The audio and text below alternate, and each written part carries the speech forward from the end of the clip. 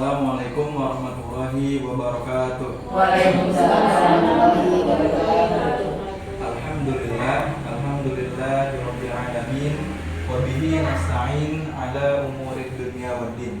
Assalatu wassalamu ala asyrafil anbiya'i wal mursalin wa ala alihi wa sahbihi wa man tabi'ahum bi ihsanin ila yaumiddin. Amma ba'du.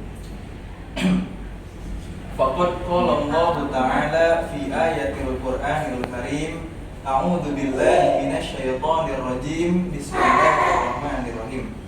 Wasta'inu bis sabri was shalah. Al-ayat. Faqala Rasulullah sallallahu alaihi wasallam, Allahumma inni a'udzubika min adabi jahannam wa min adabil qabri wa min fitnatil mahya wal mamat wa min fitnatil masiihid dajjal. Al-hadis. Pertama-tama, marilah kita panjatkan puja dan puji syukur kita kehadirat Allah Subhanahu wa taala yang mana telah memberikan kita beribu-ribu nikmat, terutama nikmat Islam dan iman dan Islam, serta nikmat sehat dan afiat. Yang kedua, sholawat dan salam semoga selalu tercurahkan kepada baginda kita Nabi besar Muhammad yang telah membawa umatnya dari zaman jahiliyah menuju zaman imani yang seperti sekarang ini. Baiklah, ibu-ibu, mungkin di antara kita sekalian banyak sekali permintaan ataupun permohonan yang kita ajukan kepada Allah. Nah, banyak sekali keinginan yang kita inginkan di dunia ini.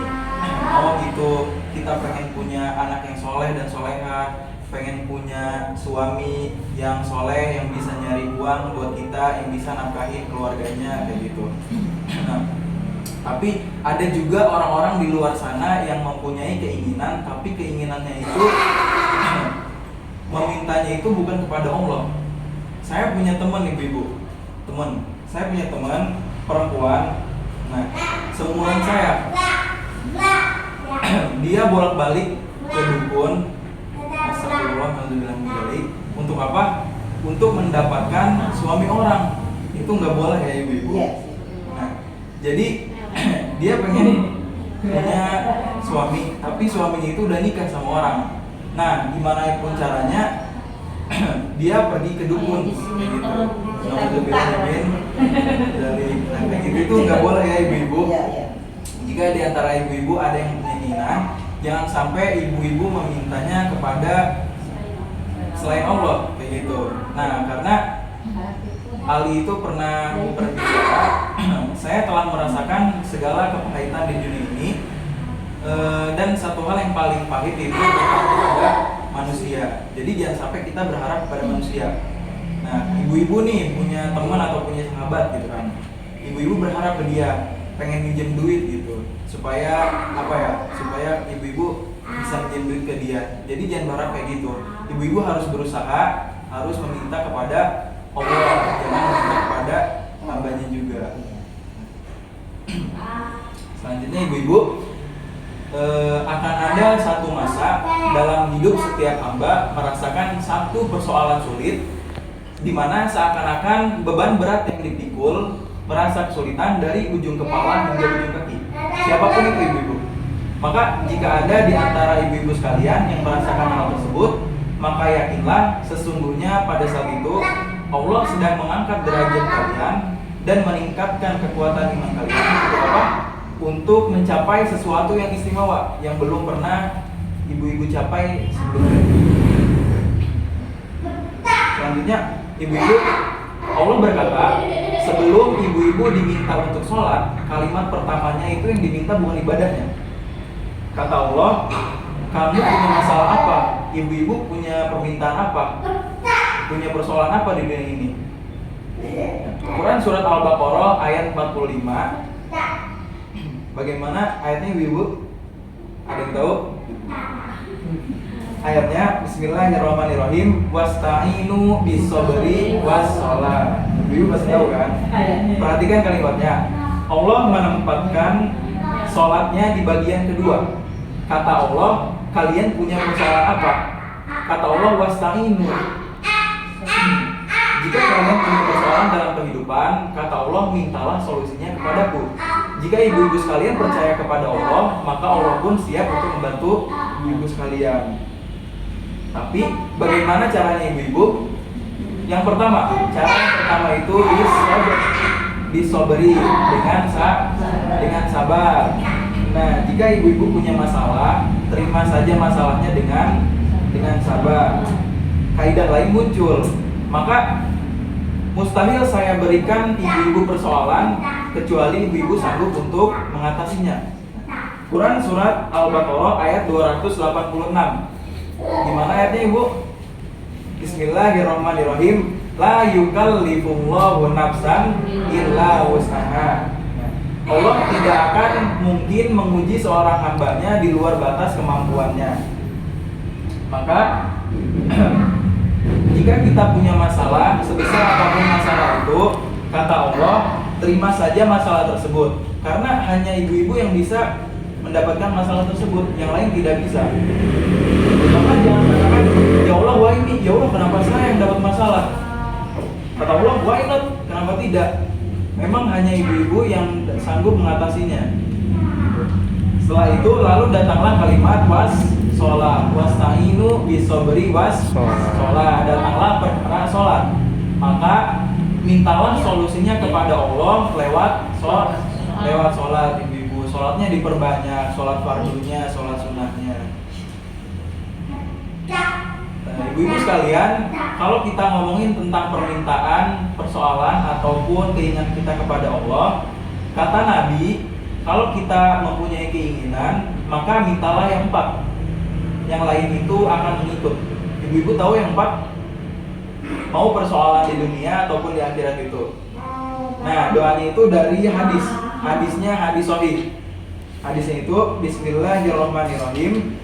Allahumma inni a'udzubika min adabi jahannam 1, wa min adabil qabri 2, wa min fitnatil mahya wal mamat yang ketiga, wa min fitnatil masihid dajjal. Nah, itu yang keempat. Artinya perlindunganmu 1 dari siksa neraka jahanam. Kedua, wa min ada bil qabri, dari siksa azab kubur. Yang ketiga, wa min fitnatil mahya wal mamat, dan dari kejamnya fitnah kehidupan serta kematian.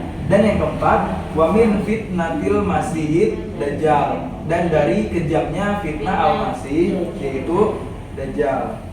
Nah, ibu-ibu, ada 4 ya. Kalau kita kerjakan ini dengan baik, maka niscaya bukan hanya sekedar doa yang akan dikabulkan oleh Allah, tapi Allah akan bimbing kita mulai dari hidup di dunia hingga kembali lagi ke akhirat. Masya Allah. Mengapa saya bisa mengatakan seperti itu, ibu-ibu? Karena Allah menginginkan semua hambanya itu bahagia. Allah menginginkan hambanya itu tidak rugi. Cuma sayang, kadang ada hamba yang diinginkan oleh Allah diberi petunjuk, cuma petunjuknya nggak diambil.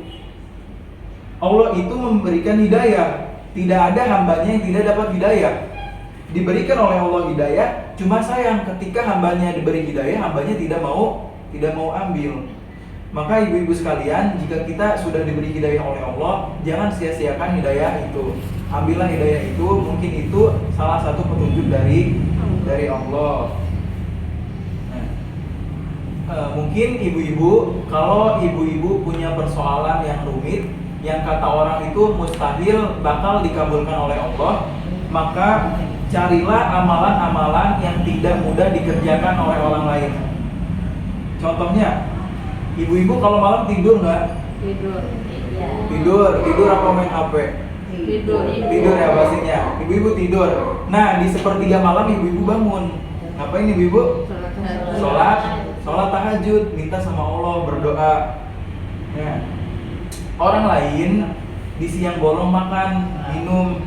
Ibu-ibu puasa hari Senin sama Kamis, puasa sunnah. Orang lain baca Quran, tapi ibu-ibu harus baca Quran, nambah pahala, minta doa sama Allah. Nah, kayak gitu.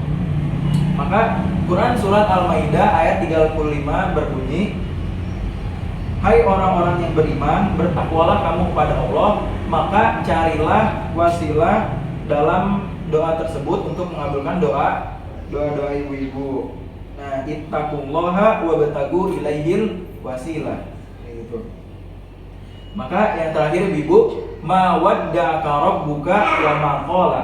Hambaku, sepanjang engkau mendekat kepadaku, maka yakinkan dalam dirimu sejauh apapun yang engkau rasakan, aku tidak akan pernah meninggalkanmu.